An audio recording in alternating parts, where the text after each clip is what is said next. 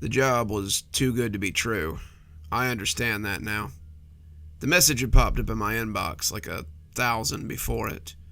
It sat nestled between a buy Viagra online and a congratulations, you've just win a free iPad email. But as I hovered my mouse over it, I found myself intrigued by the tagline.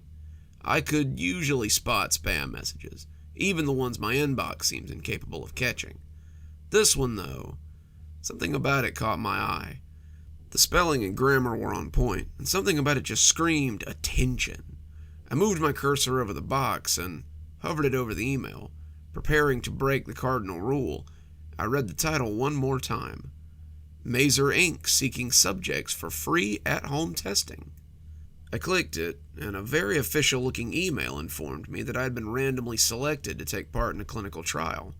The email detailed the parameters for this test, the time frame for the test, and the payment method for completion of the test.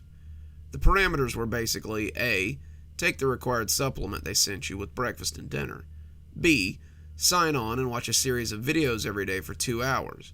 They would involve color patterns, pictographs, and several other standard mental tests. And C. You wear the required Mazer Inc. monitor device while I slept so they could monitor my brain activity and the effects of the supplement. For the price they were quoting, it sounded like a great job. I'd have been a fool not to look into it. I looked the company up online first. It's pretty easy to see which companies are scams these days and which are legit. Mazer Inc. was a publicly traded company, and they did a lot of business in pharmaceuticals and healthcare. They had a few squibs in the news about questionable business practices, but who didn't these days? At the end of the day, they looked on the level, so I applied to their email, thinking I'd never hear back from them again. The return email came a few hours later, thanking me for agreeing to the trial and saying they would ship out my initial package and my initial payment the same day. 3 days later, there was a brown cardboard box on my front doorstep from Mazer Inc., the logo stamped prominently across the side of the box. I hadn't expected it so soon, but the extra money was a nice bonus. Most of my work has been from home these days, and the little bit of it that I was getting was barely keeping the lights on and the rent paid. COVID was still making working in an office difficult, and in these troubled times, every little bit helped. I opened the box and found 8 bottles of something called NeuroBoost. They came in standard 120 capsule bottles and looked perfectly normal, just like something you'd buy at CVS. The monitor turned out to be something similar to an Apple Watch. It had a shiny black band and a smart little face that displayed heart rate, blood pressure, and other general health statistics. I slipped it on, but was confused when I didn't see anywhere to charge it. I shrugged, figuring maybe the internal batteries would last a while. There was also a check stapled to a set of instructions telling me how to get onto the Mazer Inc. website so that I could take my daily mandatory testing. For the amount they were paying, it seemed like a pretty sweet deal if all I had to do was watch a few videos and take some pills and watch the movies for 2 hours a day. When I got up the next morning, there was a bright display on the front of the watch reminding me to take my pills and do my training. So I got up and made some breakfast, took my pills, and got ready for my day. The pills were oily and gave me some fairly rancid burps, but they weren't too bad. When the watch reminded me at noon that I needed to take my training for the day, I sat down at my computer and got to it. The videos were mostly a series of color patterns, flashing in quick succession, as well as a series of brain games that had me doing math or solving puzzles. I guess the pills were supposed to boost my cognitive functions, and I wanted to see if it had affected my scores on the games as badly as the text did. If it did, I couldn't tell. And after my mandatory 2 hours, I closed it up and opened my work folder to see if there was anything new from the office. For the next couple of weeks, everything was fine. I took my pills twice a day, did my mandatory testing, and wore my armband religiously. I found that I liked having it on after a while. It was very comfortable, and being able to glance down and look at my vitals was kind of nice. I've never really had the money for fancy tech, so having something that sort of looked like fancy tech was nice. At the time, I would have told you everything was fine for about the first 2 weeks. But after a few days, I began to notice some strange things around my apartment. It was subtle stuff at first. Things moved, items missing that reappeared a few days later, but it was something more subtle than that as well. Sometimes it felt like someone else had been in my apartment. But that was crazy. The chain was always on, the door was always locked, and, at least to my knowledge, I was the only one that had been in my house since about a week before the quarantine. I thought at the time that I was just being neurotic. But now that I look back on it, I'm pretty sure there was more to it than I was picking up on. The first real sign came to me while I was watching the color patterns one day. I'd been taking the pills for about 2 weeks when one day I watched the colors go from quick flashes of green and blue and yellow and saw a picture. It was just for a second, nothing really substantial, but it looked like a street. It wasn't a street that I knew, and it looked as though it had been torn up by something. I didn't get a good look at it. It was only a flash for a second, but I had to double take to see if I had actually seen what I'd seen. I kept a closer eye on them from then on, but I didn't see anything else that day. The program moved on to math problems a few seconds later, but I never quite forgot about that picture for the rest of the day. That's probably why I remembered it later. I was scrolling through Facebook later, just getting ready to drop off, kind of checking it over without really reading anything, when a friend's post jumped out at me. He was ex-military and he was talking about an attack in Kabul that day, talking about how the military needed to do more or something, when the same street appeared in his picture. It had been the site of a bombing, and the street was destroyed, just as I'd seen it earlier. I sat dry-mouthed for a minute, just mulling it over in my head. The longer I did, the more I kind of began to make excuses for it. It was very strange, but I eventually chalked it up to similarities. I hadn't actually seen that particular street. I was just seeing it now and associating it with what I'd seen earlier. There was no way I had seen the site of an attack before it had even happened. It just wasn't the sort of thing that normal people did. I turned my phone off and rolled over, going to sleep as I told myself it had never come up again. The next day, however, I woke up and found that my shoes were missing. It wasn't like they were expensive or anything, just a pair of Walmart New Balances, but it was the fact that they were missing that confused me. I'd set them beside the door 4 days ago when I'd last left the house. There was no reason in the world that they should be gone, but they were. I could still see the mud from the running track on the carpet by the door, the only proof that they'd been there at all. I searched the house, thinking maybe I'd just put them down somewhere and forgotten about it, but they were nowhere to be found. That made me worried, but again, I put it out of my mind. I was just going stir-crazy from the quarantine, that was all. I just needed to get out more. I'd been taking the pills for about a month when I started seeing more pictures. It happened suddenly. One minute I was seeing red and yellow and blue and purple go by, and the next second they were solidifying into pictures. A Walmart somewhere, a Jeep out in the desert, a shoe left on a beach, a bunch of sunflowers, on and on and on. The colors were gone. I never saw them again. From then on, it was just random pictures. I called the number on the back of the bottle after reading it over to see if there were any side effects. After finding the helpline, the one that says to call if you have any adverse reactions, I waited for the robot call to cease and for a person to pick up. To my surprise, someone picked up right away, and I was spared the indignity of wading through the muck. The lady in customer service listened to what I had to say, took down my employee ID, and told me that this was completely normal. She told me that lots of people reported the colors becoming pictures. It was actually very common to get these sort of calls. She said that if it became anything worrisome, to let them know, but seeing the pictures was completely natural. I hung up, feeling a lot better. I kept feeling better until that night. Until I woke up in the middle of my living room with no earthly idea how I'd gotten there. I had my hand wrapped around the doorknob, and I was fully dressed in jeans and a t-shirt. I was wearing a pair of black boots that I didn't recognize, and I had my car keys in my hand. I'd clearly been going somewhere, but I had no memory of deciding to leave. I'd been getting ready for bed the last I remembered, easing under the covers and just getting snug down for the evening. I remembered falling asleep, though I clearly didn't remember waking back up. I sat up for the rest of the night, a cup of coffee in hand to make sure that I didn't try to slip off and sleepwalk somewhere. I had never had a history of sleepwalking, but I'd heard that people could pick it up later in life. Sleep dressing yourself and sleep driving were something I'd never heard of, but I suppose anything was possible. That day I went out and bought a stopper to put under the door. I bought a flipper lock and installed it myself. I would have put a second deadbolt on as well if I hadn't rented the apartment. I thought if I made it more difficult for myself to leave, I might not sleepwalk outside. If I wanted to blunder around my apartment, that was one thing. Going out with no memory of the outside was another, especially if I'd been intending to drive. I had been taking the pills for about 2 months at this point, but I never equated them to what was going on. I think maybe I just didn't want to.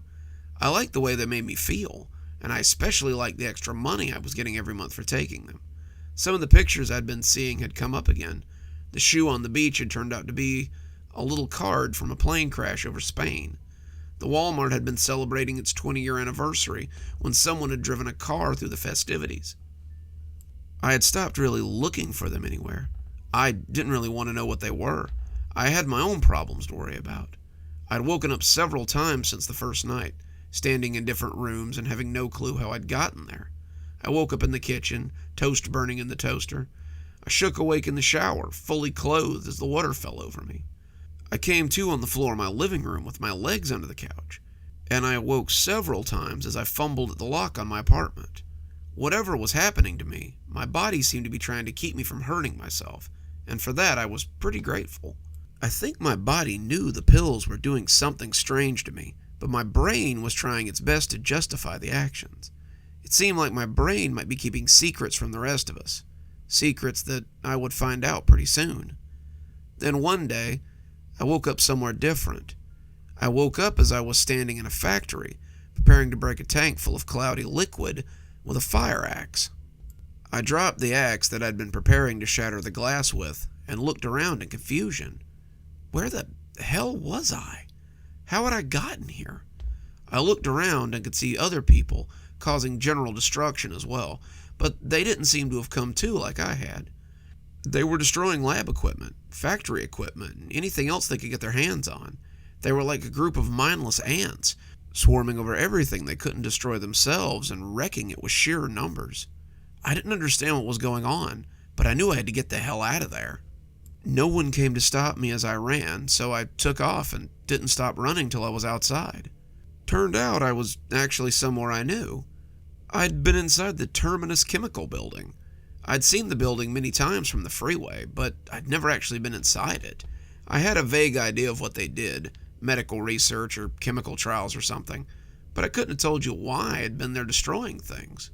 I started moving, making my way for the freeway, and when I got there I managed to thumb a ride and get back to the general vicinity of my apartment. It was the middle of the night when I got out of the building, and the sun was just starting to get up when I got home. For the next 3 days I stayed inside and strapped myself into bed every night. I stopped taking the pills and stopped logging onto the website for my daily training. It appeared that I might have lost my monitor while I was busily destroying the factory, but I was honestly glad to have it off me. My phone rang a few times from unlisted phone numbers, but I never picked them up. I was done taking their drugs and being their guinea pig, if that's all I was. On the 3rd day, someone knocked on the door. After a few minutes of peeking through the peephole, I opened it slowly and glanced mousily through the crack. The monitor was on the front mat, sitting like a bomb on the rough fibers. On top was a note, my name written on the back of a folded Polaroid. I reached for it, not wanting it, but needing to see it. The picture was no grainy Polaroid, but a highly detailed photo of me as I smashed a tank of cloudy liquid with the axe I'd swung that night. On the picture was a little caption that read, "Can you see any colors in this picture? Take your pills, do your training, put on your monitor, and get back to work, lest we send this picture to the police and let them know what you've been up to on your nightly excursions."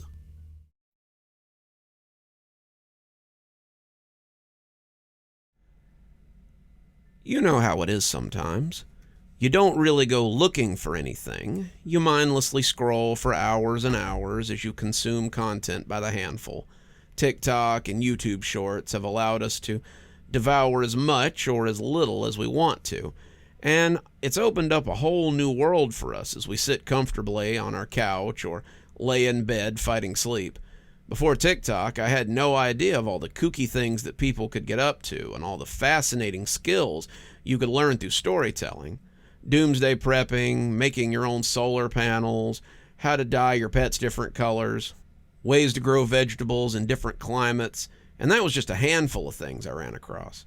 There's a lot of brain rot in there too, but that was just the price you paid for the useful bits that you ran across. That was how I stumbled across The Wild Man. The Wild Man was a TikTok channel about a guy who lives rough in the middle of nowhere, Arkansas.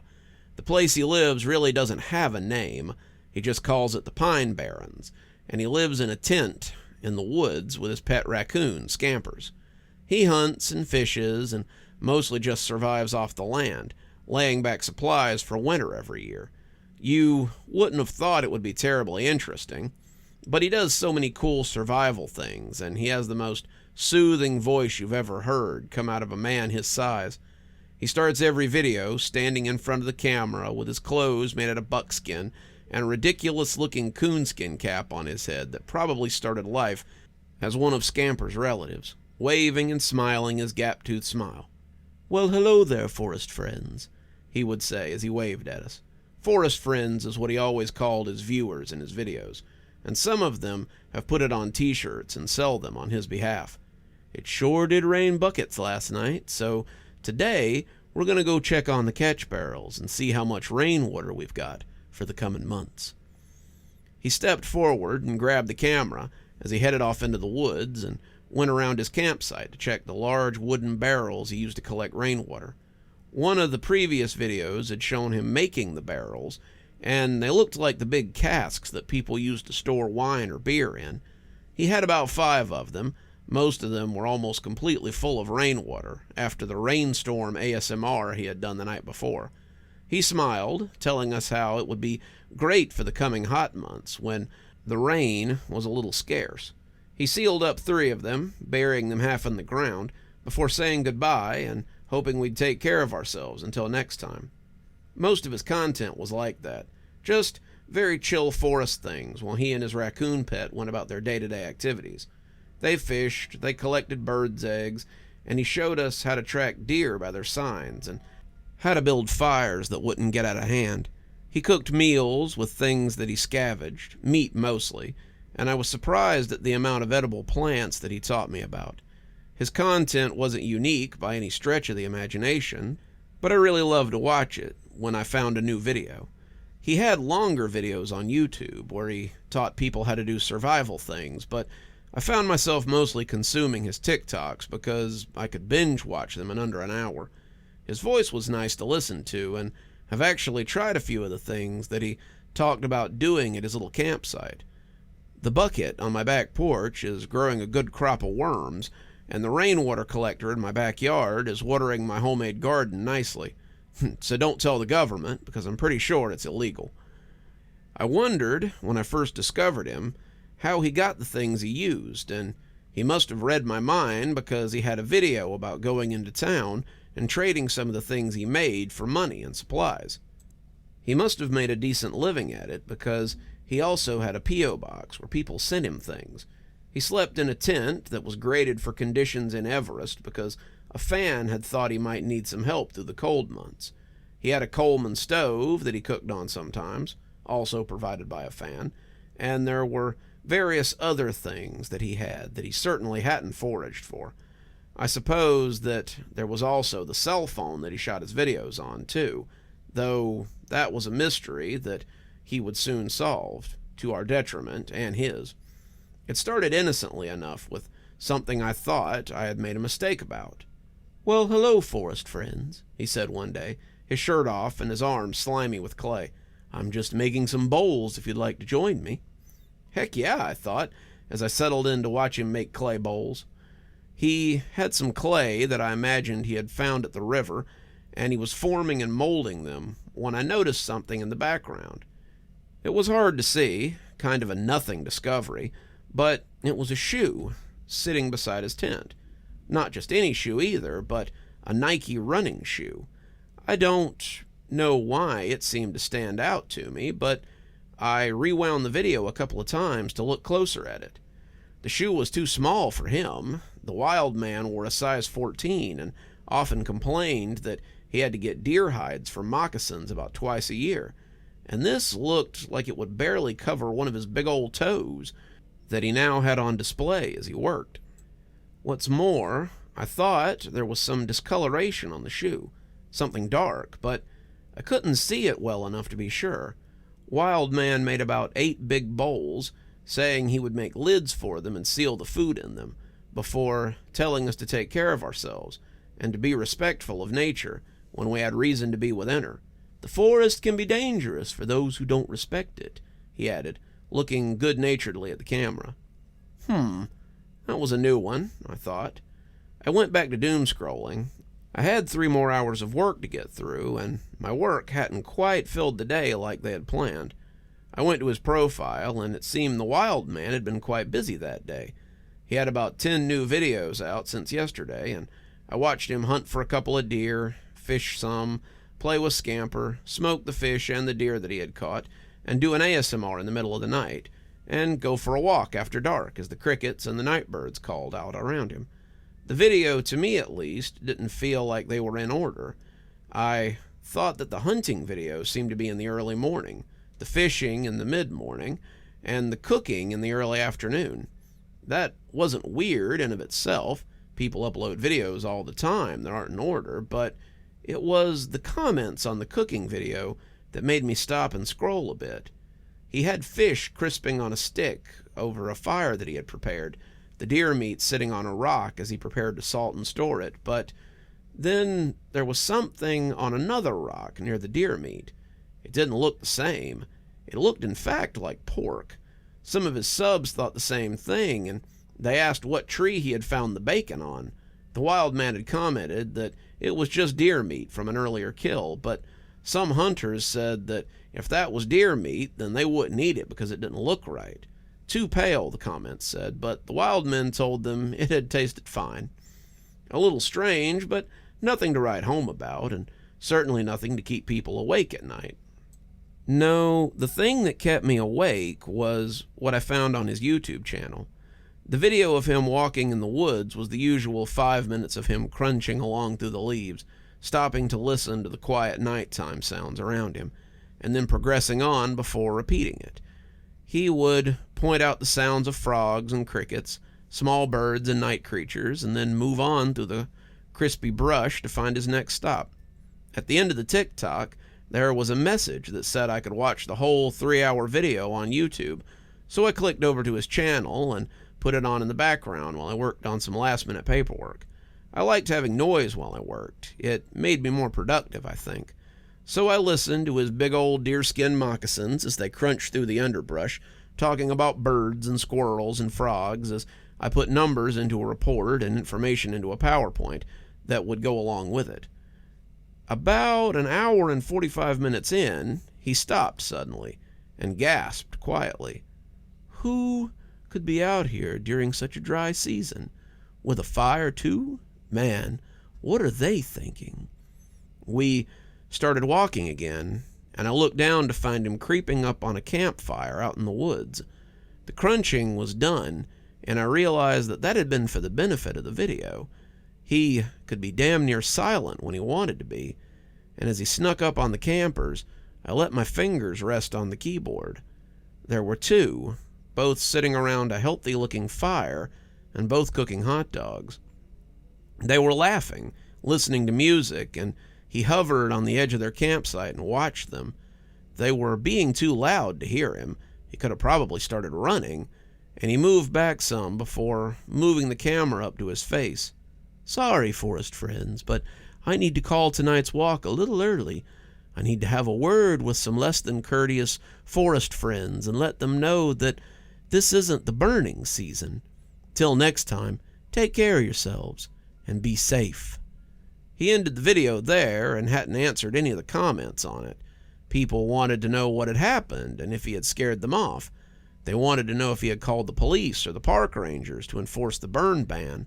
Some of them jokingly asked if he had just killed them and put their fire out, but these were mostly treated as jokes.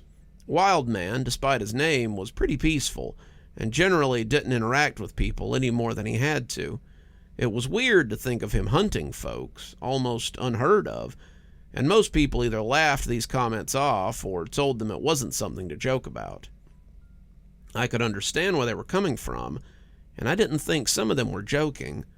The tone of the video had shifted pretty quickly, and it had been a huge tonal shift at that. I finished up my stuff, listening to something different to fill the void, and when I packed up to go home, the video was still on my mind. I kept an eye on the channel for the next couple of days, watching for updates and watching what came out. Wildman stored some food in those pots, salted meat, it looked like, and buried them near the camp. The Wildman made a stew from some of the meat and some forest greenery. It rained, and the Wildman sat on a poncho and listened to it as it washed over him. Wildman showed us a little female raccoon that had come to visit Scamper, and he reflected that the little raccoon might return to nature soon. There were a few others, but someone in the comments asked where he had gotten the new poncho, and that caught my eye. Wildman responded that he'd had it for a while, but this was the first time he'd used it. Someone else asked if maybe he had taken it from the campers he'd scared off the other day, but he didn't respond to that. That got me thinking, though, and I went back to the video to see if they were right. It was a little hard to tell, but the jacket did look a lot like the windbreaker that one of the campers was wearing. Had they left it behind when he scared him off? I didn't see how, since the guy was wearing it with the hood up the last time I'd seen him. And that made me think about that shoe again. Something wasn't adding up, and it was a mystery that I was interested in getting to the bottom of. Wildman had been on TikTok for a year, but he'd been on YouTube for about 5 years. He'd started out doing those videos that you sometimes see on those channels from South America, the ones where they made ponds and pools and things by hand. He had a couple of videos of him digging latrines and water reservoirs, building fire pits or lean-tos, and even one where he tried to build a log cabin, though it hadn't gone well and he had torn it apart. Something I was interested in, however, were the videos where he went walking in the woods at night. They seemed to be a running thing for him, and a lot of people said they liked the soothing forest sounds while they were trying to fall asleep. He had done about one a week since he started the channel, and I ran through the comments on a few of them and noticed someone was putting timestamps in some of them. The timestamps usually had comments asking why he had stamped these parts, but he never responded. The timestamps turned out to be exactly what I'd been looking for, though. The timestamps were always for parts of the video where he encountered people in the woods. Most of these encounters were very similar to the ones I had seen earlier. He would stalk the site, looking at the people, and generally wouldn't say a word as he watched them. Most of them were just people out hiking or vagrants in the woods, looking for a place to stay. But these videos were very different from his usual upbeat content. They felt very sinister, very off, and the more I watched them, the less I liked them. I went to the profile of the guy who kept leaving the timestamps, Forest Friend 66, and he had compiled some videos too, some videos about the Wildman. His videos were usually compilations of the Wildman and the videos where he stalked the campsites. Then he would circle something in a still frame and flash to a later video. A shirt from a hiker that had become an arm bandage. A necklace, seen for a flash of a second on a young woman, had made its way into a pile of things he was trying to sell at a pawn shop a few months after that. He showed the shoe that I had noticed and linked it back to the day hiker Wildman had seen on a daytime hike he had been on. And more chilling, sometimes the videos would end with a missing person poster from the Arkansas area. YouTube doesn't have a way to message people, but thankfully, he was on TikTok as well. I sent him a message asking if he believed the Wildman might be hunting people, and a couple of hours later, I got a response. Yeah, I do. I've been compiling evidence for years of what he's doing, but the authorities don't take me seriously. They say that a lot of hikers go missing in Arkansas. The woods are not for the unskilled, and they don't believe that the Wildman is real. I asked what he meant. Had they not seen his videos? Clearly he was real. He had close to 500,000 subscribers. Yeah, they think it's an act, a spoof, just something he's doing for views. They say there's no way that he could live in the woods like that without serious shelter. They claim he would have no way to survive the winters in just a tent. I showed them the videos of him doing just that, but they're convinced it's an act. I asked what he was going to do about it, and he said he meant to get proof. I'm going up there to find him. I have his general area pretty well figured out. Google Earth and the locations of the missing hikers have helped me pinpoint the area he's in, and I'm going to get some proof of what he's doing. I'll wait till he's doing a stream, I'll go with my camera, and I'll wait till he leaves the camp and do some searching. Hopefully, I can get some footage of the bones or clothes or something, and the police will have to believe me. I'll do it live so I have proof even if he catches me. Keep an eye on my channel. I'll be heading up there very soon. I told him I would, and a few weeks later, I got a notification that he was going live. I'd gotten a similar notification half an hour earlier that the Wild Man was going live too. He had announced that he was going hunting for some late-season deer, hoping to stock up for winter, and set out with his bow and his axe to find a couple of likely targets. Wild Man headed off into the woods, whistling as he went with the raccoon pup following behind him. On Forest Friend 66's channel, I could see that he was watching Wild Man leave the camp, getting as low as he could so the forest dweller wouldn't notice him. He waited for about 10 minutes, listening for the crunch of the hide moccasins, before he headed into the camp. The camp looked much the way it had in his videos, the large tent and the crackling fire and the little divot where he sometimes stored things so that he could tarp them. And Forest Friend 66 moved quickly among them, looking for signs of missing hikers. On his stream, Wild Man was talking softly about tracking deer and looking for their signs. The tent contained nothing but a sleeping bag and a few assorted tools. Forest Friend 66 was careful to put everything back as he had found it, but the mess was so complete that it seemed almost needless. He went to the fire, but there was nothing there but old wood and old food remnants. He looked into the divot, but it was empty for now. He set about searching, looking for any hidden caches, but he didn't have a lot of luck. On the other stream, Wild Man had found a likely tree and spotted a couple of deer grazing nearby. Forest Friend 66 was digging around randomly, trying to find something on the ground to prove his point. I remembered the pots and commented on his stream, of which I was the only watcher. He looked down, and I heard him mutter to himself as he tried to remember where those damn pots had been hidden. He dug around some, looking and hoping, and I turned back to the Wild Man stream to see what he was doing. He was standing over the deer, an arrow sticking from it, as he lifted it and headed back to camp. I commented again, telling him that Wild Man was returning, but he didn't see. I watched again later and saw that while he was looking, he had stuck his foot in a hole and broken through into a hidden cache of stuff. There were clothes, shoes, personal effects, and a fanny pack with cash and IDs in it. I would have thought Wild Man would have no use for something like that, but it seemed he was not immune to keeping trophies of his kills. Forest Friend 66 grabbed the bag, preparing to run, when he heard a noise and looked up just in time to see Wild Man coming back with the deer. On Wild Man's stream, he saw Forest Friend, and the two just stood for a moment and looked at each other. "Hello there, Forest Friend," Wild Man intoned, the deer slipping off his shoulder. "Why don't you have a seat by the fire and tell me—" But Forest Friend was already running. Wild Man dropped his phone in the dirt, his stream becoming dark, and I turned to Forest Friend so I could follow his progress. His escape became something akin to a Blair Witch sequence. He was running through the woods like a frightened deer, and I believed that he had become the prey. He had to have had the camera and some kind of chest rig, because I was definitely along for the ride. I was getting a little seasick, actually.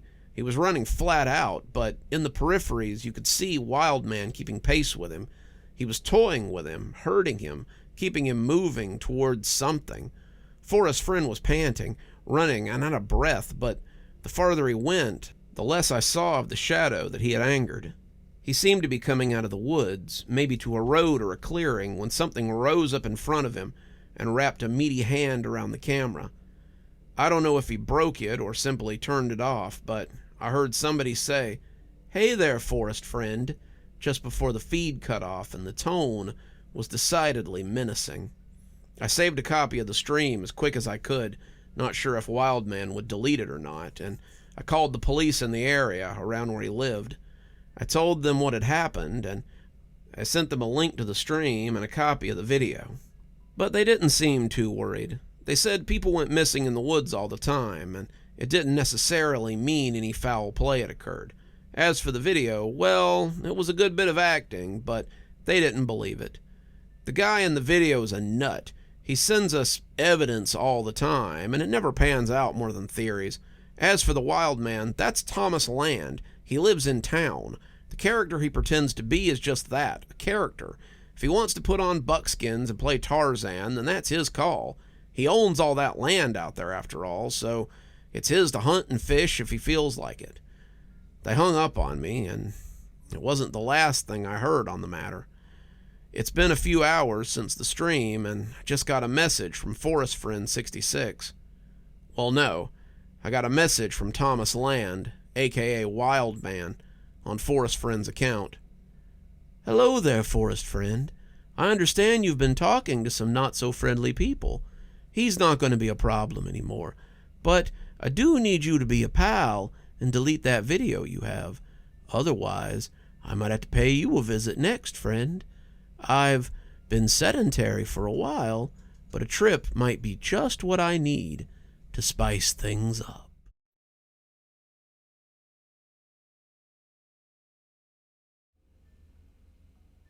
When the box arrived, Emily was thrilled. She'd been waiting for this particular package since March, and at long last it was here. Emily had been trying to get into one of these cold case box services for a while. Hunt a Killer, Cold Case, Sleuth Kings, she'd requested them all, but all Emily got back were apology letters and promises that they would contact her when they had room. The folks at Catch a Killer had placed her on their tentative waiting list, which sometimes took months, and she hadn't expected to be added to the list for quite some time. It was hard to get added. They only approved a few hundred people a year, and they were also one of the more popular groups. The service was their typical monthly subscription box, where they sent a cold case that the small group you found yourself to be a part of tried to solve. They would send clues a few at a time, a slow drip of evidence that would lead the group to the end conclusion, and they would follow the trail to a predictable end. As she brought the box inside, Emily felt giddy with anticipation. However, some of it was tempered when she stopped to look at the box. The label said To Catch a Killer, but the address label was torn off, and the box looked a little bit funny. If this was their way of creating ambience, then Emily felt they'd done a great job. The box was battered and dirty, the clear tape around it looking thick and yellow, and the letters were pieced together out of newspaper clippings. It was a nice touch, if not a little cliché. The letter inside was no exception. The whole thing was made of magazine and newspaper letters, meticulously assembled by hand. At least, it appeared as such. Emily couldn't imagine how much time this had taken, whoever had put it together, especially if they had to build more than a few of them. Emily had to applaud their commitment, but it wasn't something that seemed feasible long term. She would be surprised if this level of detail persisted, and took the note out of the box so she could read it. This is the case of the West End Tooth Fairy. He has a kill count of around 26 and was most prominent between 2019 and 2022. His first victim was Miss Mary Klein, a retired teacher who lived alone.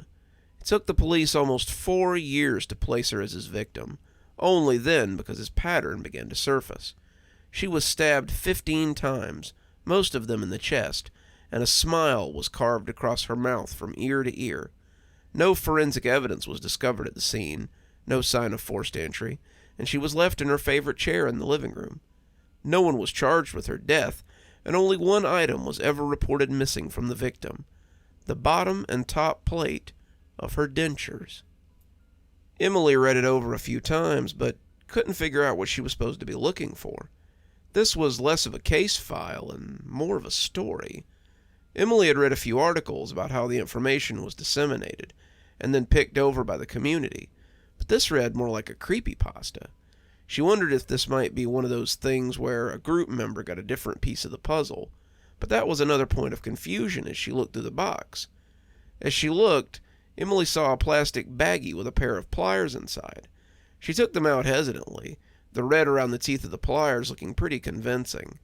Emily gave the box a once-over, finding them a pretty good prop for the price of the box service. Once the pliers and the note were out, though, the box was empty. There was no group code or information on getting up with the rest of your team, and after a thorough search, she found nothing. Emily shrugged, not too upset about it.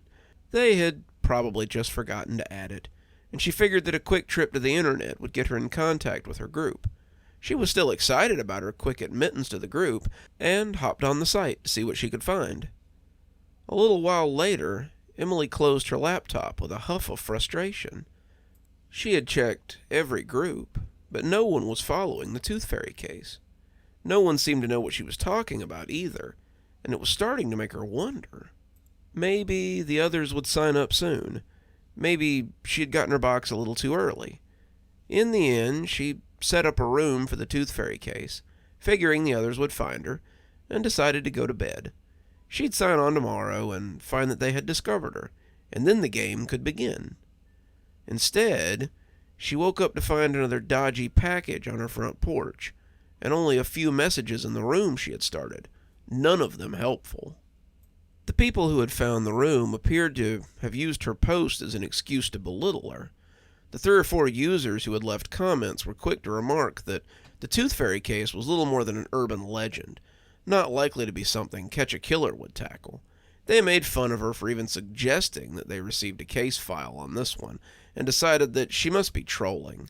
Today's box looked like it had gotten wet, and the cardboard was dark and distorted.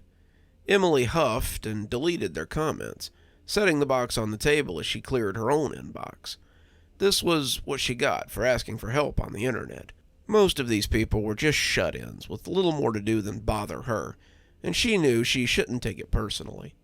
Even so, Emily reflected that it was frustrating that none of the others who'd received the case files had hopped in to share information. As she sat grumbling at the computer screen, she found her eyes straying to the box and finally decided to open it. The material felt as damp as she'd expected, but that only added to the mystery. It hadn't rained last night, or for the last few days, and she couldn't believe that anyone would have delivered a package in such condition. And why was it here so early? It was near noon, but the mail didn't usually run until 2 or 3 in the afternoon. The box had been waiting for her when she opened the door, leading her to believe that it had been dropped off much earlier. Inside the box was another of those strange notes, the letter made of magazine clippings, and an envelope that she thought might contain pictures.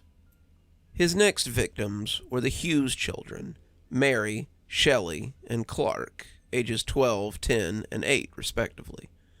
Coming in through the window in their bedroom, he tied them up and made them watch as he stabbed them to death from oldest to youngest. Each of them was stabbed 20 to 30 times. Their parents found them the next morning, both having slept through the night as their children died mere feet away. The oldest child was found to have her lower canines removed, the middle child her bottom incisors, and the youngest was missing his bottom premolars. The teeth were believed to have been taken as a trophy, and that was when the police began calling him the Tooth Fairy, though the press wouldn't start using it until much later. As she took out the pictures, Emily felt her blood run cold as she flipped the top back. There were 12 pictures inside, all seemingly taken with a Polaroid camera. All of them were of crying children, their hands tied behind them and their mouths stuffed with whatever they had at hand. The girls appeared to be older than the brother, all of them bearing the same sandy hair and hazel eyes. And as the pictures carried on, Emily could see the fearful children becoming broken children. Their pajamas reddened, their wounds seeming to grow with each snapshot, and by the end, all 3 were lying on the carpet together.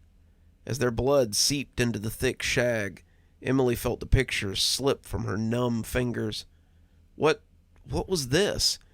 It was a little too much if this was someone's idea of a joke or a game. She had wanted to be part of this game, but If this was the level they were playing at, she wasn't sure she was up to it. These Polaroids looked real, like something taken instead of made, and as Emily held them, they felt dirty in her hands. She put them in the box and picked up her computer as she tried to discover anything about the case that she was being drip-fed. This was the second box she'd received that felt more like a love letter to the killer and less like a case file.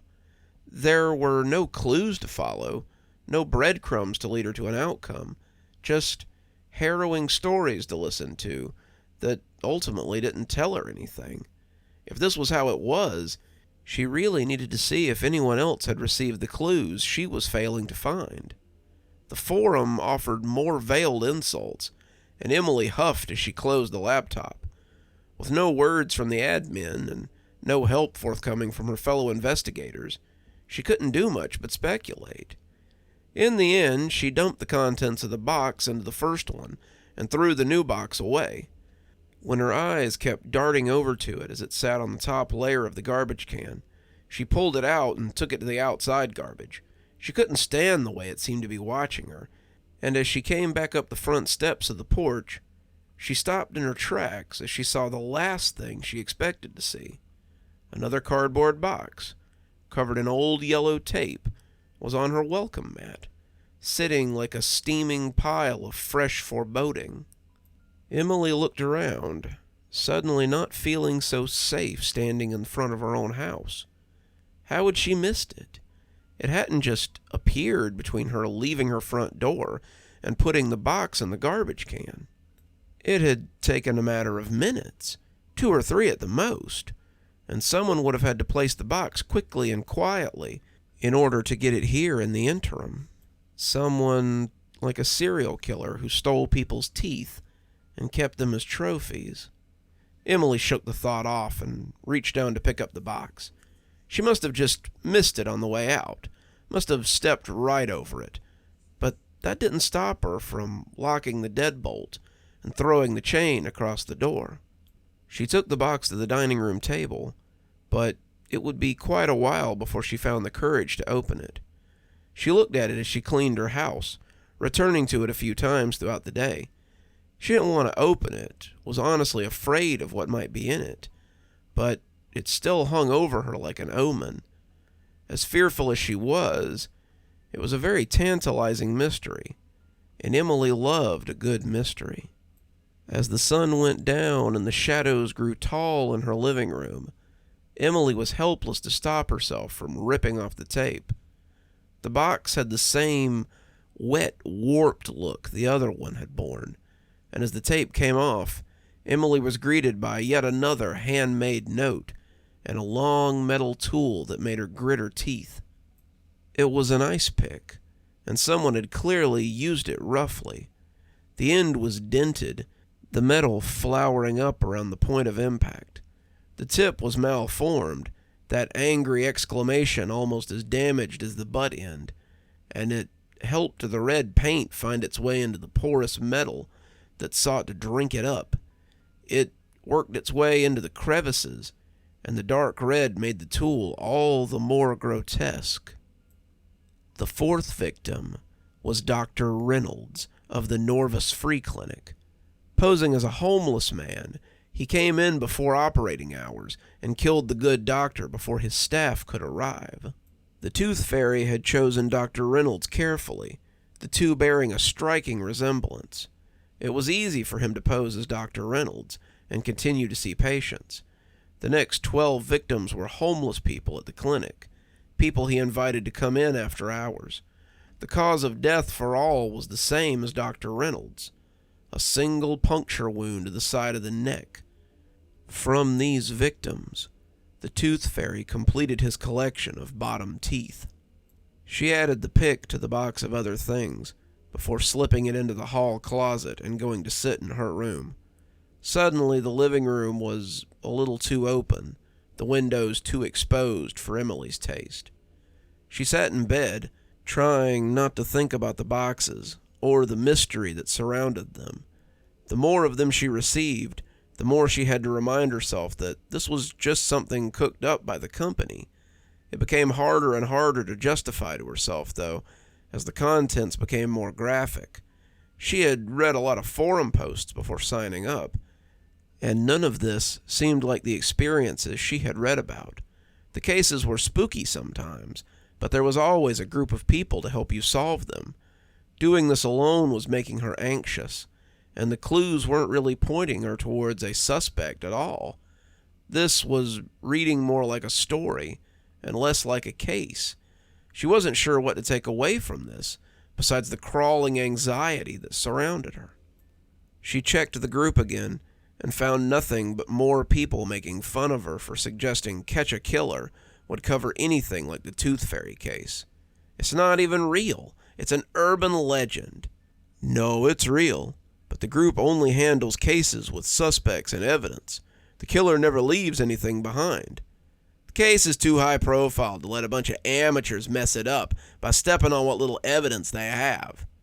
It was pages of stuff like that, but nothing helpful. None of the admins had posted either, and Emily supposed they were on vacation. They couldn't weigh in on forum topics, they couldn't answer her questions, and it seemed like they couldn't be bothered to do much at all. Emily set her phone on the nightstand and got ready for bed again, deciding that she wouldn't open any more of the packages until someone else messaged the group to say that they had received their packages. She needed help. She needed some perspective, and she wasn't going to get it in an echo chamber. As she fell asleep, she thought that at least it shouldn't be possible for them to send a fourth box so soon. It had probably been a fluke to send her 3 so close together, and she drifted off, hoping there might be someone to help her when the 4th arrived. She woke up the next morning to the sounds of birds and the gentle chime of her phone alarm. Emily felt a little better in the light of day, the megrims of the night before lost with the dawn filling her living room. She booted up her computer, intending to get some work done today before her boss called and complained about her lack of progress lately. First, however, she wanted breakfast. As the eggs and bacon sizzled in the pan, Emily felt all the anxiety of the night before dribbling away.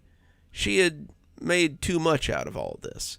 She always psyched herself up so much over these things. Between the quarantine and working from home, she'd had too much time to mull over these dark corners. It might be time to get some of this under control. Maybe the box service was a little too much. She should cancel it and try again some other time. She had taken her phone out to do just that, her breakfast balanced on top of a cup of coffee, when something caught her eye in the peripheral.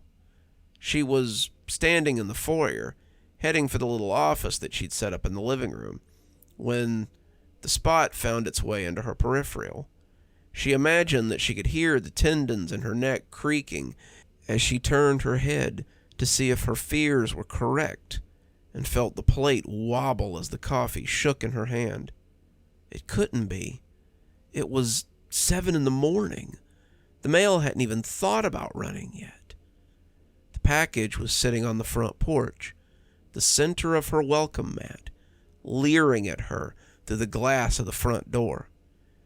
She stood there for a count of 30, her mind whirling at the sight of the large brown box.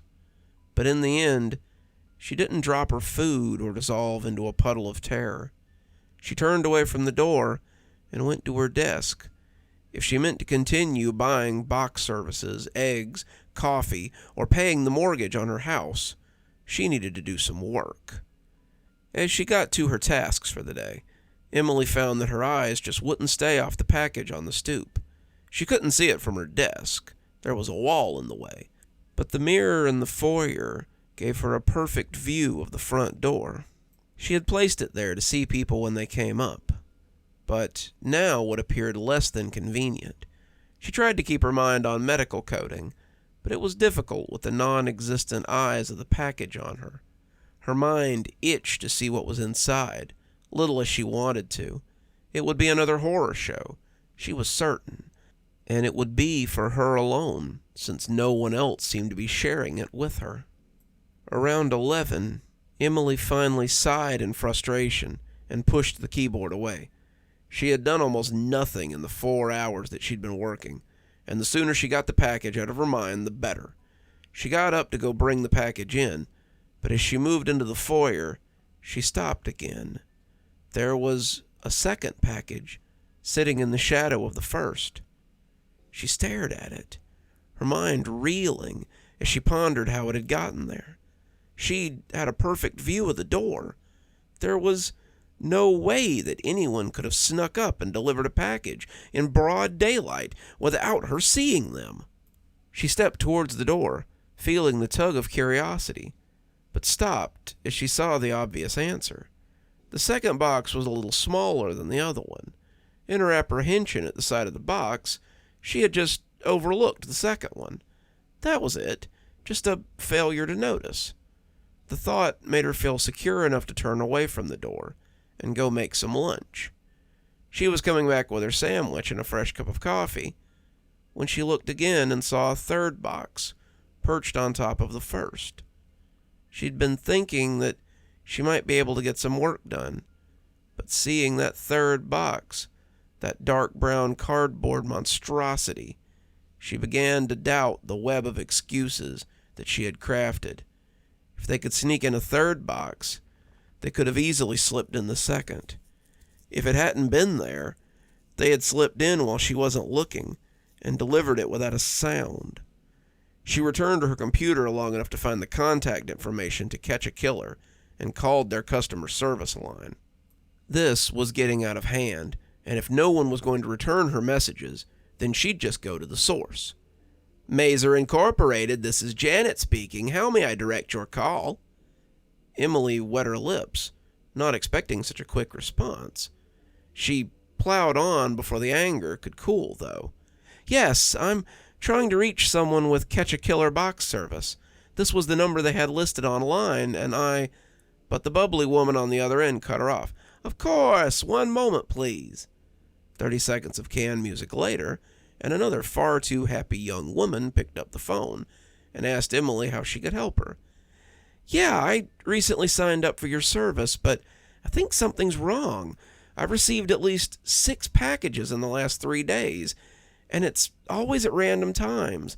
I can't seem to find anyone online that's part of the same group as me, and I think I'm getting parts of cases that require other parts to solve. The level of detail is really impressive on the boxes, but the volume is a little creepy. I think I'd either like to be put in another group or just cancel the service altogether, please. The woman, then I seed through the whole conversation, and the background sound of keys clacking made Emily grit her teeth. I'm terribly sorry you're dissatisfied with our service, ma'am. You can absolutely have a refund, and I'll cancel your service. Feel free to keep the materials you've already received for your trouble. Do you know which case file you're assigned to? It's the Tooth Fairy case. The clicking abruptly stopped. You must be mistaken, ma'am. That's not a case we offer at this time. Not one we plan to offer in the future, either. Emily had been pacing, but stopped as the woman's words fell on her like a piano. That's the information I've been getting in the mail. All the boxes contain these little handmade letters and pictures and descriptions of murders. Let me get your information, ma'am. I'll see what group we have you assigned to. Emily gave her the info she'd filled in on the website, and after a few minutes of clicking, she could swear she heard the woman's teeth grinding together. I'm sorry, ma'am, but you aren't on our client list. You're on our tentative approval list, but we haven't taken your payment for the current cycle of case files. Emily stopped in the foyer, glancing fitfully out the front door as she tried to make sense of all of this. There was a fourth box on top of the other one, and as the golden afternoon set over the house, she felt a chill creep up her spine. What does that mean? She whispered, not daring to speak too loudly. It means that whoever's sending you those packages isn't anyone from our office. Emily was speechless, and as the woman called to her from the other end of the phone, she let it slip out of her hand and tumble to the hardwood. Emily wanted to call the police, but her curiosity was piqued. It was the same curiosity that had led her to sign up for the service in the first place, but now it had led her into a mystery that she hadn't been prepared for. As she wrapped her hand around the doorknob, she knew that there was no going back. If she looked in those boxes, if she cut the tape and saw what lay inside, she'd never be able to go back again. She opened the door, poking her head out like a groundhog from his hole. She expected something to be waiting out there for her, but the porch was empty except for the boxes. She juggled the 4 of them into her arms and brought them inside, closing the door and twisting the deadbolt before taking them to her bedroom.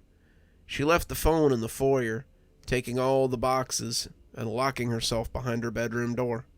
Spilling them onto her bed, she wondered what order she would open them in. Looking at them again, though, she realized each was numbered with a quick squirt of magic marker. Taking the largest, the one with the childish 4 on it, she strained a little at the weight of it. Something rumbled angrily inside, and as she slid her penknife over the tape, she was unsurprised to find a roofing hammer inside. Like the chisel, the head was spattered with a deep red stain, and the tines on the end were likewise painted. What had the 3rd box said? His victims had been killed by blunt force trauma to the base of the skull. After seeing the pictures of the children, she doubted he could contain himself from cutting and slicing them after the fact. He'd wanted to kill them quickly before they could give him away, but he still wanted the thrill of slicing them up. The note inside was quite illuminating. His next 3 victims were an odd fellow looking to have some teeth extracted, a census taker that he suspected might be working for the police, and the private detective that ultimately caused him to abandon the free clinic. The detective had a friend in the local police force, a friend whom he'd told before heading to investigate the rumors of missing people at the clinic. The Tooth Fairy avoided the raid meant to catch him and added 6 more teeth to his collection. From the old man, he took the front incisors. From the census taker, the 2 top incisors next to them. Finally, from the nosy investigator, he took the top canines and left on a bus as the police raided his hunting ground. She paused before opening the 5th. Had she heard a sound in the living room? She wanted to check, but the knife made such a satisfying sound on the tape as she opened it. Inside was a business card for someone named Carol Barner. The legend beneath proclaimed her to be a webmaster from Mazer Inc., and Emily suspected that she already knew what the note would tell her, how easy it had been for the packages to arrive at her house, almost like someone had her name and address. She thought again that she'd heard a noise from the living room, the breaking of glass or the crunch of a boot crushing something fragile. It might even been the breaking of a phone, as someone stepped on it after she'd carelessly left it in the foyer. She read the note quickly, wondering how much time she had left. His next victim was Carol Barner. Carol was selected at random, a crime of convenience that turned out to be very helpful. Carol was his neighbor, someone who worked from home as the pandemic raged. Carol liked to work late into the night, and her keyboard was so very loud. He had tried to be good, tried to lay low for a while as he settled into a new town, but the clack, clack, clacking was driving him mad. One night, as he watched 2 o'clock roll by with no reprieve, he took the continued noise as a sign from above. He broke into her apartment, and she never even noticed over the sound of her keyboard until it stopped tapping forever. In doing so, he discovered what it was she'd been working on, and found a way to finish his work without the hassle of finding more victims. He discovered the database that she'd been tapping away at, and after taking her premolars, he set to work. Her hands shook as she opened the next box, the knife threatening to cut her as it jittered over the adhesive. She could hear him as he moved through the house, being less than quiet as he yanked open doors and cabinets. He knew where she was. He had to, but it was all the thrill for him. He wanted her good and scared before he went about his business, and Emily had to still her hands as she read the note that lay atop the flyer for Catch a Killer. the flyer with the red stain, distorting the K in killer, and made it run like a wound. His next 8 victims were just everyday crime junkies, people who loved to research and speculate from the comfort of their home. He had a large pool to choose from, and it was easy to select those who wouldn't be missed or would take time to be discovered. Glenn Howell was a freelance coder with a passion for cold cases. Linda Merrill was a divorced housewife whose children had flown the nest, leaving her plenty of time to consume her true crime content. Courtney Powell and Linda Kane were roommates, and it was a wonder the 15 cats in their apartment hadn't got them before he did. John Boyd, Claire Keene, Reagan Summers, Casey Greer, they all took the bait and became true crime content all their own. Each kill swelled the legend of the Tooth Fairy. Each added another name to his tally, and each gave him another piece of the puzzle. As the police searched for him, looking for anything that could discover his identity, the Tooth Fairy found the last piece he needed, his final victim. The knob rattled, turning slowly as it hit the lock. Whoever was on the other side didn't kick, didn't yell, didn't fret. He knew they had all night. He knew she had nowhere to go, since there were no windows in her room, and there was no escape except through the door that he was now standing in front of. No one was going to come for her, and it was just the two of them until matters were resolved. He had to get inside anyway. Emily had all his tools. He had sent her everything he would need to make her another case file for some other true crime fan to speculate over. Would they wonder how she had been so easily caught? Would they question the validity of such a killer? Maybe the sheer idiocy of it all would help cement the legend of the Tooth Fairy into something told around campfires and under blankets as flashlights lit ghostly faces. Sometimes that was what really made the story, the idea that something like that could never happen to you. She opened the last box as he moved about her house like a fitful spirit, clearly savoring the moment. When she took the letter out, she yelped in surprise and let it fall to the floor. The last grisly totem fell to the carpet, clicking merrily as Emily watched it. It all made sense now. The name, the trophies, the order of the theft. He had needed them, needed to complete his masterpiece. He had to have a complete set, otherwise it wouldn't look right. She tore her eyes away from the grim spectacle and looked at the letter that was likely to tell her of his last victim. A victim she knew all too well. His last victim was Emily Colney. Emily fancied herself a true crime enthusiast. She petitioned multiple services since the beginning of the pandemic, but was never invited to join their groups. She wrote all of them in her application to catch a killer. And when it pinged on the database, the Tooth Fairy decided to make her dream come true and give her the true crime experience of a lifetime. Emily Colney, the perpetual shut-in on Hawthorne Street, would have the distinction of being the Tooth Fairy's last victim.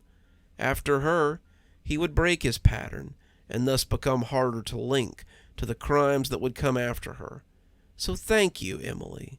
Thank you for helping me complete my masterpiece. The door shuddered, and Emily dropped the note. It fluttered down to land on the grisly trophy on the floor, and she was forced to put her hand far too close to it as she picked up the note. It was a mishmash, a golem, a creation of love and hate, and it hurt her to look at. It seemed that Mary's denture plates had been put to good use, and the teeth within them were as different as they were misshapen. He had lovingly set them into the plastic, and they looked like an animal trap, just waiting to bite. The false teeth were missing only one set, and as the door splintered, Emily grabbed the hammer she'd received the day before and held it at the ready.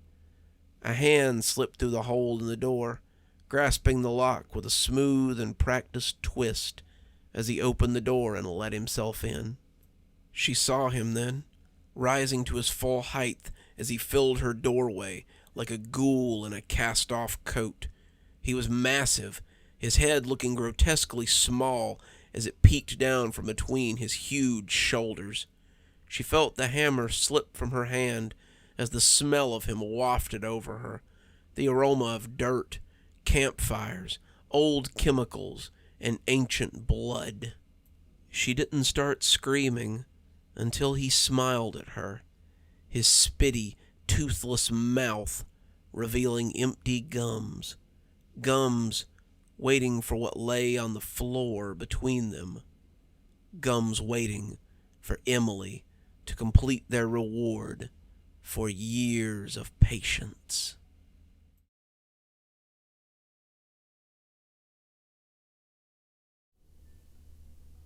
I'm a big fan of old browser games. I used to play a lot of them when I was a kid, and while most of them were buggy or repetitive, they were still a great way to kill some time while you were at school or stuck at home. I have many fond memories of sitting at the computer with my friends, laughing and showing each other games we found on random websites. So when I heard that Java was being phased out, I got to thinking about all the old games I used to enjoy, and decided to track some of them down. I went to Reddit to see if anyone knew of any of the sites that used to host these old games, since many of them were now defunct. And a few of them suggested Newgrounds, a place I was familiar with, but a few others suggested a dozen other sites. These were smaller places which made up for their lack of showmanship with a vast selection of retro games. I had started clicking on them, basking in the nostalgia for a while and losing myself in the simple pleasures of these simple games. I mean, I was stuck at home due to quarantine, so what else did I have to do? That's how I found I Can Scare You. I read the description and really liked what I saw. It made me wonder how I'd never found this game before. I used to love the small selection of adventure games you'd sometimes find on Java websites, little maze runners or exploration adventure games, and this one had a creepy twist that I really liked. I had expected it to be a lot of poorly animated jump scares, probably some loud screams accompanied by a picture of the girl from Poltergeist, but I figured I'd try it out anyway. What did I have to lose, right? When I loaded it up, I was greeted by something very familiar. For those unaware of the concept, screensavers were used a lot back in the day to keep your monitor from freezing in place. Windows had many iconic screensavers, but one of the most recognizable was the maze you saw sprawling out before you took on the point of view of the runner, shifting around and following a set path as you tried to find the exit.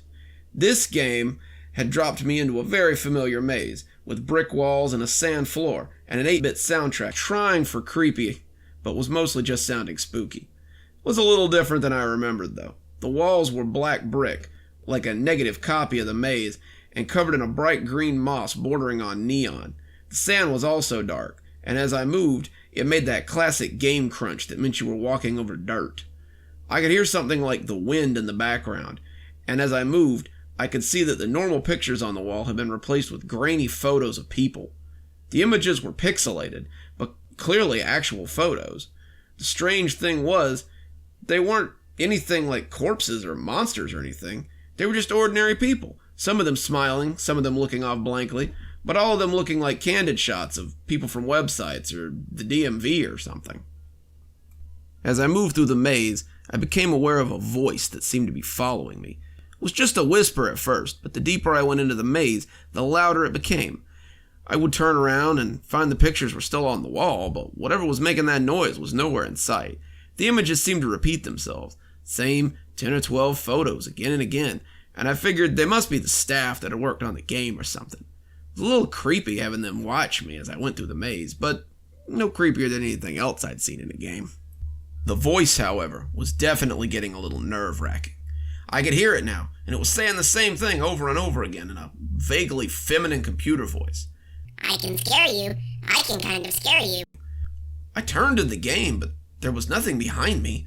The voice had sounded close, and I assumed it was the enemy of the game. It kept moving away and getting closer, always just out of sight. So I just kept moving, kept looking for an exit, kept making my way through the maze. There was always an exit in the screensaver that made the maze fall apart and made a new maze begin. When I found what I was looking for, though, it turned out to be the last thing I'd expected. I came around a corner and heard the voice getting louder again. I can scare you. I can kind of scare you. I turned left and found a dead end. I can scare you. I can kind of scare you. I dashed back and took a right instead. Then I found another dead end.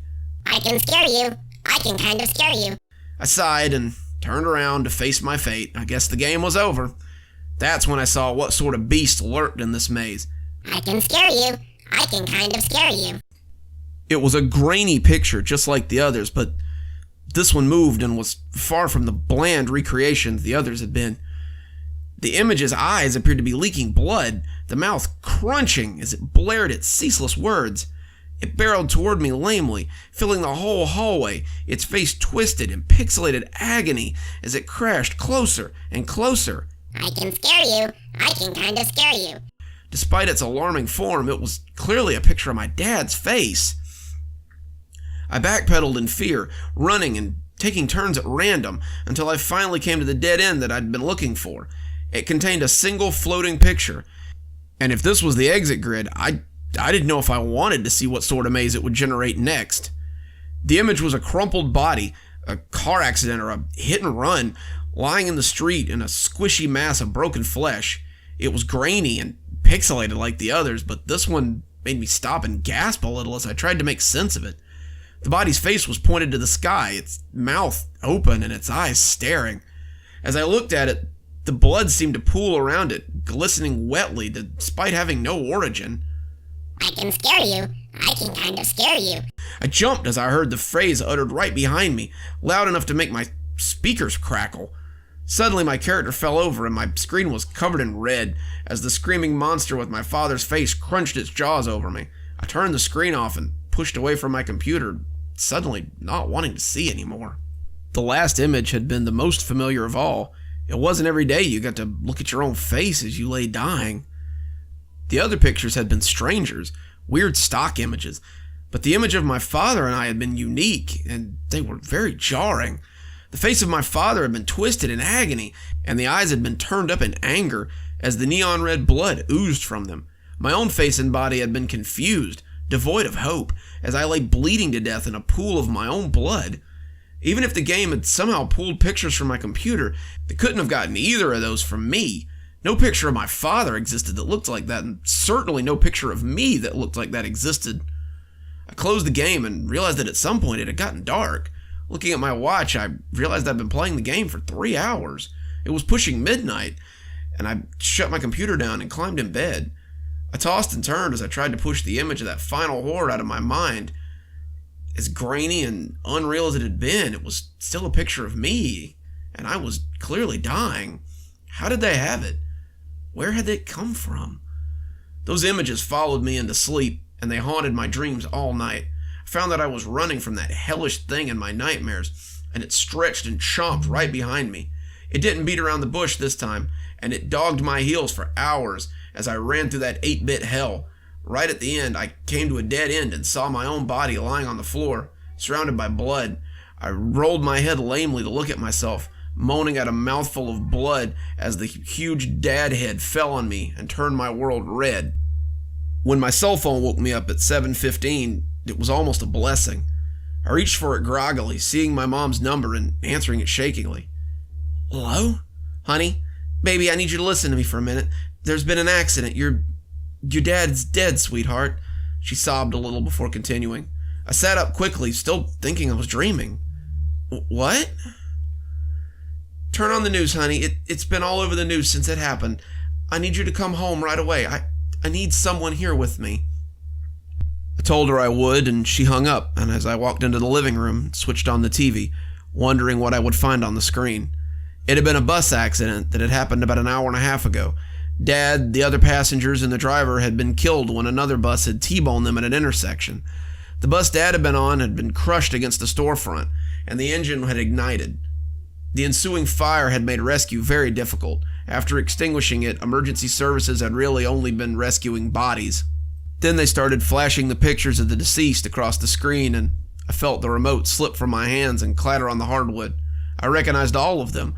They were the faces in the maze. I flopped bonelessly onto the couch, my legs refusing to hold me. I'm curled on the couch now, filled with a deep sense of dread over the knowledge I seemed to possess. Everyone I'd seen in that maze last night was dead now. Everyone except me. I had seen my own contorted face as I lay broken on the floor of that 8-bit maze. If everyone I had seen in there was supposed to die today, why had I seen my picture? I hadn't died. I was still clearly alive. For now. People keep calling me, but all I can do is hunker on the couch and wait. Waiting for my own fate to come and sweep me off the board as well. So if you stumble across this game in your internet travels, do yourself a favor and don't play it. I wish to God I never had.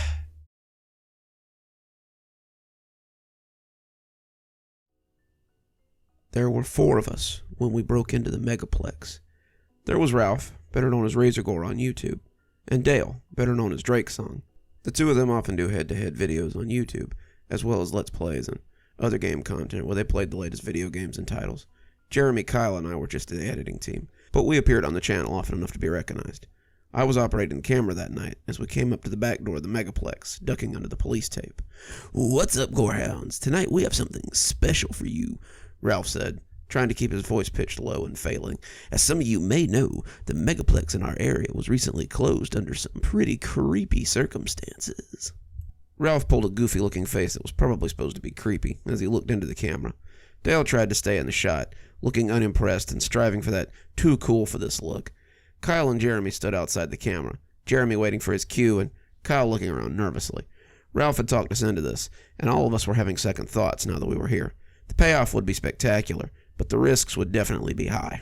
"For those of you who don't know," Dale said, "last week an unknown man came in for the midnight showing of Silence of the Lambs and killed 8 patrons in the theater. Many of the others escaped, but when the cops burst in, he was nowhere to be found.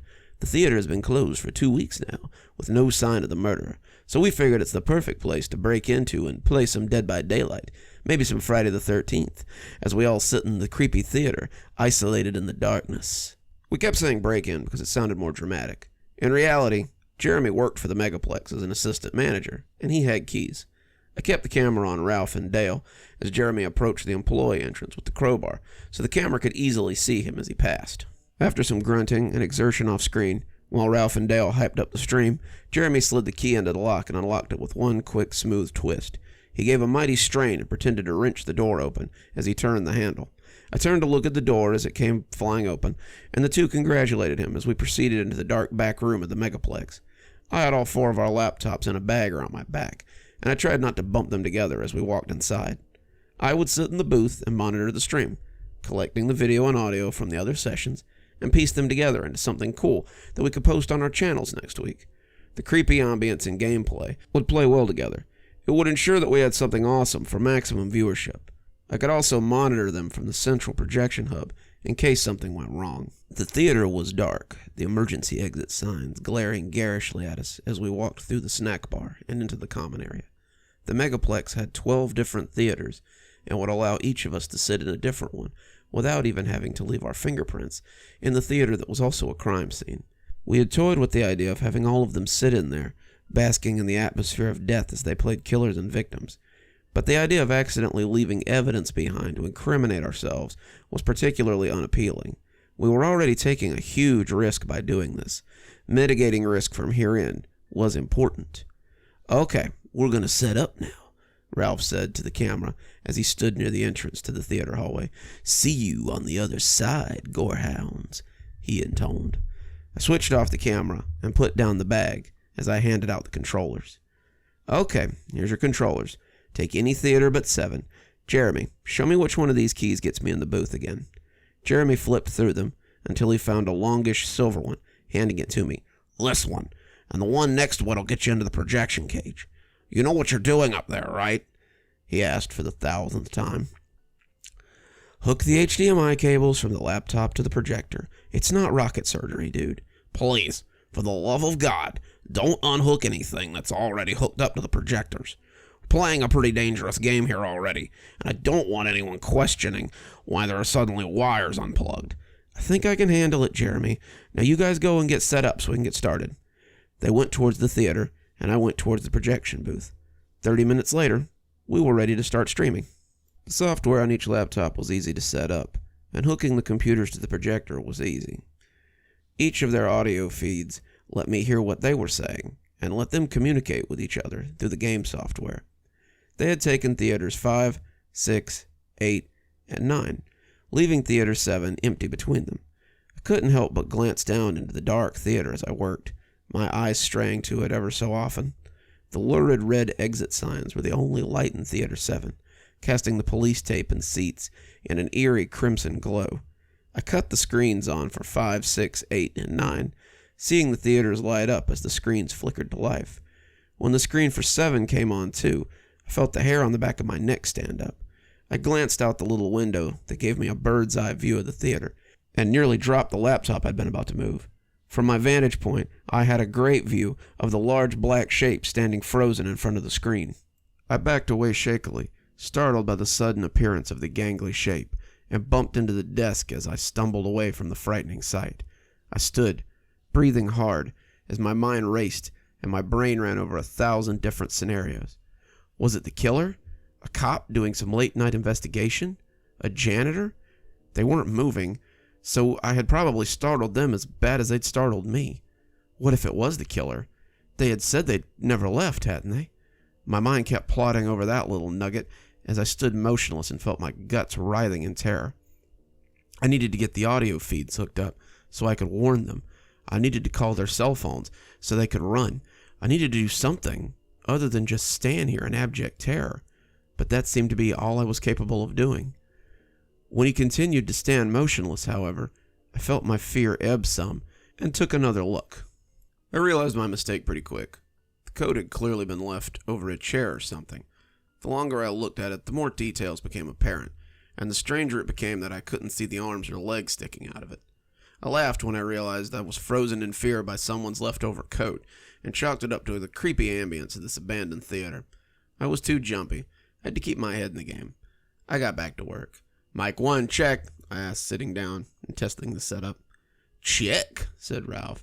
I saw a little light come on in the seating area as his controller came on. "Mic 2, check." "Check," said Dale. "Mic 3, check." Nothing.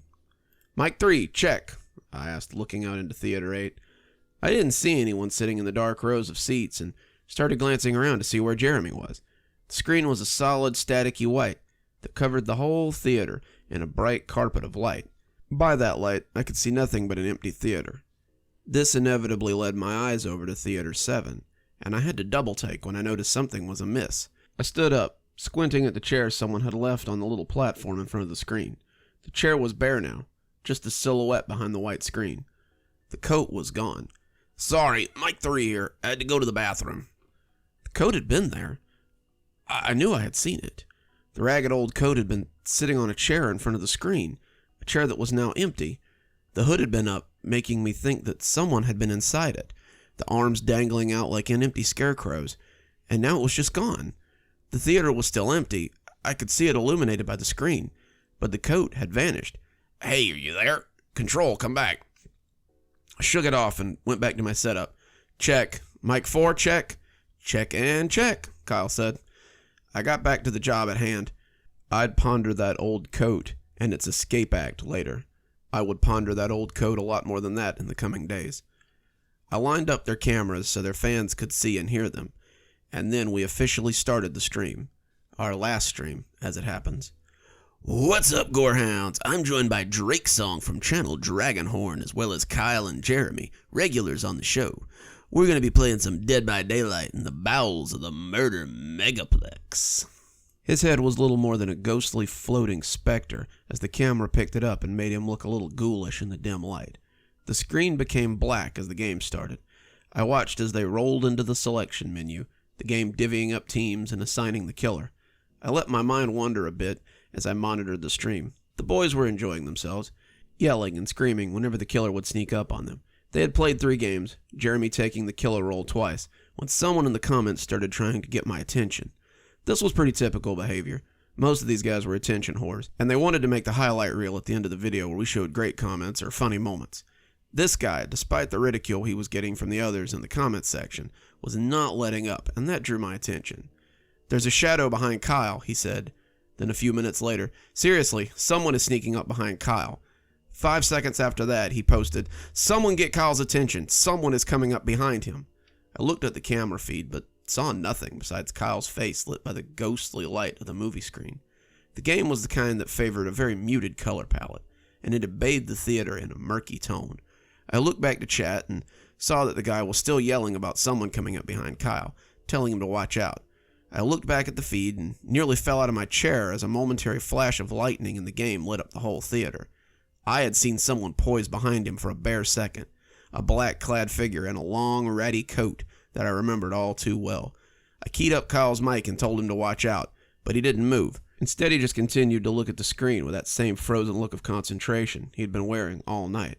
Kyle had always had this intense look when he gamed, his expression somewhere between concentration and catatonia. I could see the silhouette of the man behind him, but it, too, was stationary and unmoving. When his feed cut out abruptly, I realized he'd been frozen for about 5 minutes. I looked out into the theater and could see Kyle still sitting there, head bent a little. His character was standing still. Ralph strolled by with the Reaper and killed him, dropping him with an easy swipe of his sickle. "Oh, tough break, Kyle. You hit a lag spike or something?" Kyle said nothing. I glanced out at the theater Ralph was in and saw that he was alone in the murky blackness. Ditto for Jeremy, and ditto for Dale. I assumed that the figure was still in the theater with Kyle, so maybe I had time to warn the others. It occurred to me that this might all be an elaborate prank, but surely they would have told me if it were, right? Otherwise, I might call the cops, which would draw attention to our stream and cause us to have to leave. I keyed up Ralph's mic so the others wouldn't hear me. "Ralph, we've got a problem." "What's up, homie?" Ralph asked, and I could hear the theater speakers booming in the background. "Something's going on. There's someone in the theater with Kyle, and now he won't respond. He hasn't moved his character, and I can't raise him on the headset. I think something's happened to him, but I need you to tell me if this is some kind of prank." Ralph was quiet for a second before chuckling kind of weirdly. "I don't have the slightest idea what you're talking about, homie, but if you're trying to run a prank here, it's not funny. It's creepy enough in this theater all by itself. I don't need to think about some creeper roaming around in the dark. Look, I'm telling you, this looks like..." But then I looked out into his theater and I felt my next words stolen from me. Someone was standing in the aisle a few feet from Ralph's seat. Someone who was holding a crowbar that was dripping wetly. "Ralph, behind you!" I yelled, but by the time he turned, it was too late. Ralph cringed against the seat in front of him as the hooded figure lunged with the upraised tool. I watched as his controller spilled to the floor, the assailant smashing him across the face with the dripping instrument. He rode him to the ground, Ralph looking dazed as he fell. The tool came up with each swing in a theatrical, horror movie fashion, sending out sprays of blood that coated the seats. The figure rose once he'd finished, and I could almost feel his eyes on me as he looked up to the projection booth.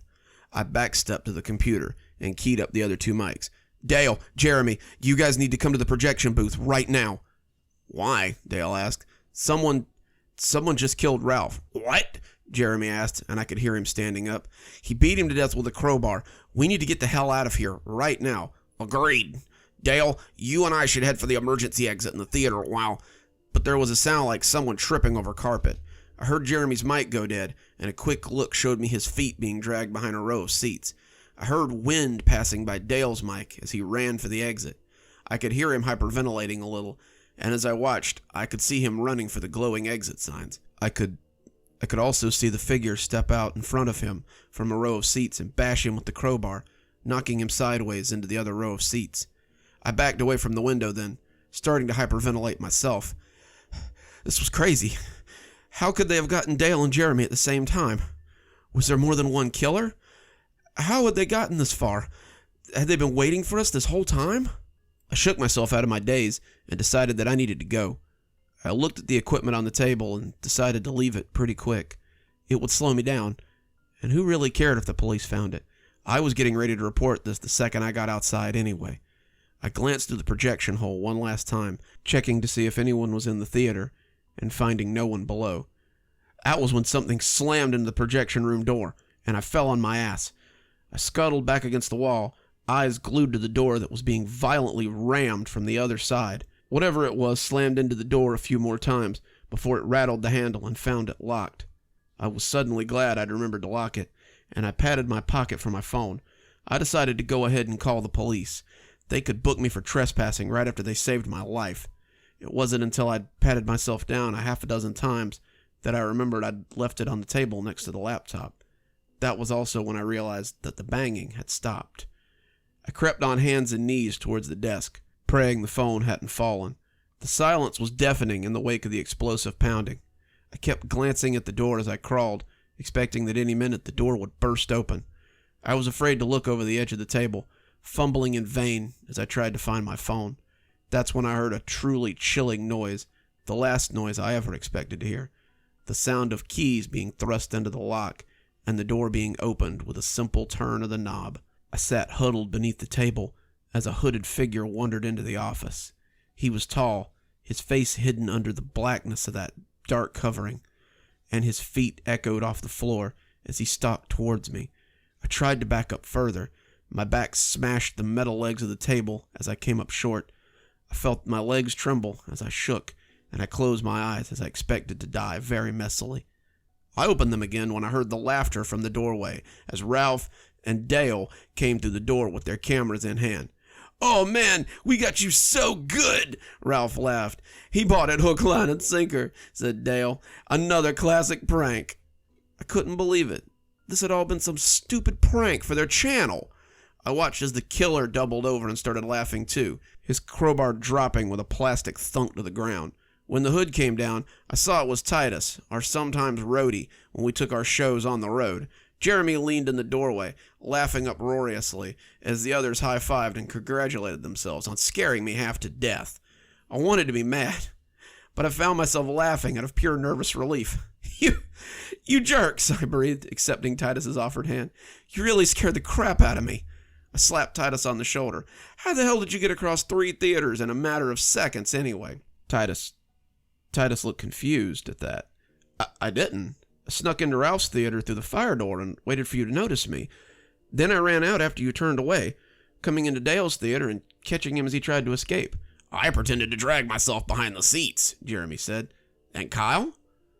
Titus was still laughing, but he looked a little confused. "What about him? We didn't even tell him about this prank. You know Kyle's a blabbermouth. He'd have never been able to pull this off." That made me pause for a minute. "Where is Kyle?" I asked, not seeing him and really being concerned about that for the first time. Ralph and Dale looked at each other. "Dunno. No way he's still in that theater."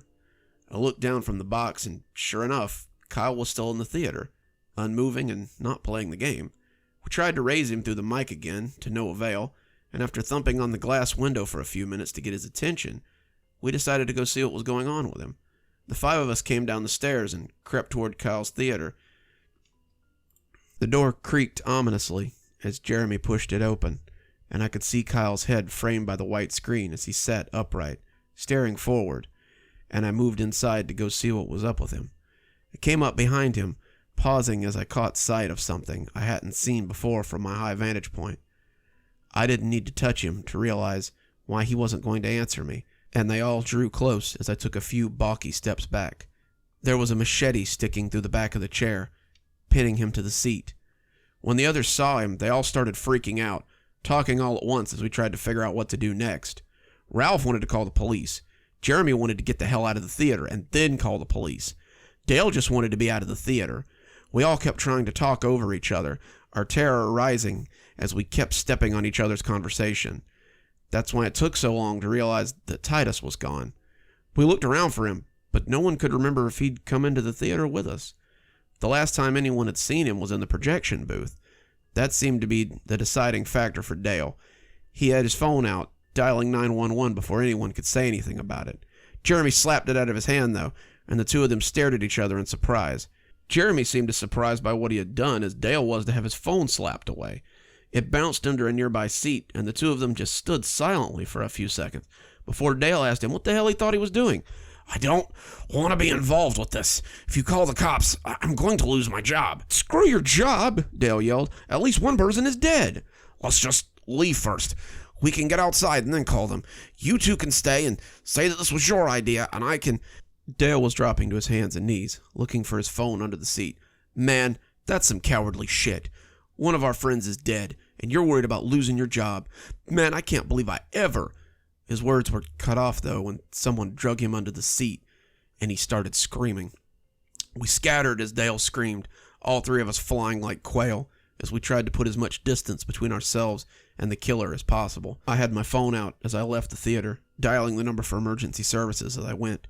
I vaulted the concession counter and hid behind it as the line buzzed and buzzed. I sat there shaking, the smell of old popcorn and aged soda in my nose as I waited for someone to pick up. 911, what is your emergency? I sighed, glad to hear someone outside of this place. I told them I was at the Megaplex and that I needed the police there immediately. I told them how we had used Jeremy's keys to get inside, how we were planning to set up a stream and play games in the creepy theater, how they had pulled a prank on me that had started all of this. I told her about Kyle and Titus and about all my friends who were probably being murdered right now that we had split up. And I told her once again that I needed help. I felt the tears roll down my face as I started to cry. She assured me that help was on the way, but that I needed to stay on the line. That was when someone kicked the counter from the other side, and I practically threw my phone in surprise. I could hear the lady on the other end calling my name, seeing if I was there, but my phone had landed against the opposite counter, and my attention was dominated by a hulking figure standing over me. The bar came up to his waist. The guy was nearly 7.5 feet tall, and dressed in cast-off clothes and a long coat with a hood. He was holding the crowbar, his sightless face looking down at me, and then he smashed the crowbar against the glass, and I felt drops of something splatter across my face. I wiped them off and saw the red streaks on my fingers, realizing that his crowbar was splattered with blood. For a moment, we just stared at each other, his featureless face glowering at me. I couldn't see him glowering, but I could feel it as he glowered at me in disapproval. I had come into his den, his hunting ground, and now I was his prey. He turned, taking a step towards the opening that would let him behind the counter, and I weighed my escape options. I could try to vault the counter, but it seemed likely that he would catch me before I got to the door. If I sat right there, I'd get killed in short order, but if I sprinted for the area behind the concession stand, where the door was we'd come through, he might not be able to catch me in time. This seemed like my best course of action. He would likely still get me before I got to the door, but it was my only hope of escaping. The choice, however, was made for me. He had just stepped into the space between the counter and the back when the blue lights framed him up, and he looked at the big glass door in front of the building. He broke and ran for the back of the Megaplex then, back towards the theaters, back towards whatever nest he had made for himself back there. The cops found me behind the counter a few minutes later. A search of the Megaplex turned up the rest of my friends, or what was left of them at least. Each of them had been killed. They had been stabbed or bludgeoned or just strangled with the bare hands of that imposing shade. I was the only survivor, it seemed, and the police were very interested in getting my statement.